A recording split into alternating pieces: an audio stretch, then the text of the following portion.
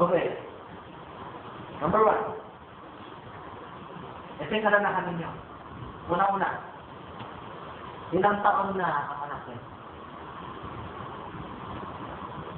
Kunwari, di ba ako alam na dyan? Although, pwede na salita, ako, maharap na muna siya kahit mas nakakatakot, yun ang nauna, mas makakagda. Diba? Although, yun, pwede yan, pero mas nakakatakot kung makakabang ang years. Kunwari, umakabot na yan mga edad na 14, 15, 16. Lalo na kung yung katawan na sure of what. Expect mo yung, lalo na yun, ito yung second nakakatakot. Yung right thing.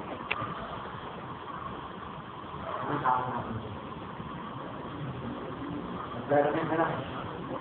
Nagka-set up. Ito, parang ganito. Hindi ko malayo pa yan, ano pa yan. Ito, unawain ninyo. Advance tayo sa utak ha, parang ganito. Biblical to, bakit biblical? Si Abraham, isip niya para sa isa. Nagmamatay siya, makaharap ng partner sa isa kasi hindi magtatagal si isa, pipilihan sigurado sa katabing kalapit na nayo. Hindi kasalanan sa isang magulang, hindi ginagawa ng Chinese na Pilipin kasi na puno sila advance preparation. Kasi pag hindi sila nag-advance, gusto nila yung mabuti para sa anak nila eh. Kaya may advance lang pinagkakasunduan.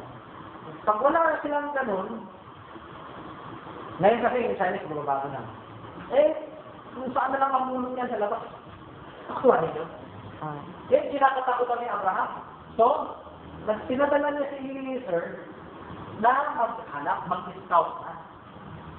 So, ang mabuting magulang nag-scout na. Sabihin, kung hindi ka mag-scout, ibang mag-scout sa'yo. Medyo bago itong message. Pero ang luma na binalik na ba? Kinukuha natin revelation noon. Ginagawa nila noon. Okay? Si Jacob, wala siyang preparation eh. Kaya magulo yung pamilya niya. Alam ba, kumapak yung mga anak niya, nagkakaroon mga umusulpulita. Meron pa siyang isang anak eh, sinamantala yung kanyang asawa. Si Jacob yun.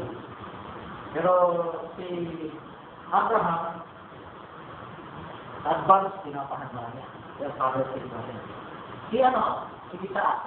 Gusto rin niya yun, kaso medyo na-relax. Kaya ako mas relax pa. Kaya isa, medyo na-relax kasi na-spoil, no? Yung magulo ng asawa, hindi masyado nagkaisa sa training. So, yung pangalan niya anak, sinira, dinig ang puso niya, na sinadya mag-asawa ang ayaw niya. Yan yung rebellion na lang. Ano? Napakita ba hindi maganda si Isaw? Hindi. Pero bakit gumawa si Isaw nagkasasakit ng loob ni Isaw? Nagkasawa ng ayaw niya. Yan yung pakantong ayaw.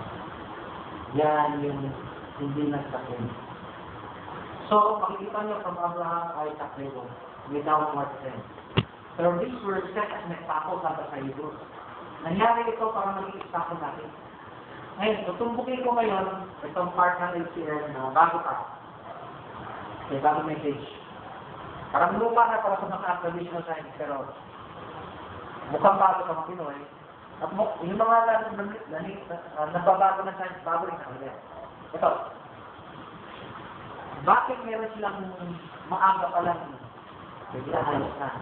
Hindi lang po bitosan, wala ka mga hinahanda na ng magulang kung sino yung makakapartner ng anak. Ayun. Alam mo, meron akong isang tinuturuan. Ayan. Correct and correct and correct.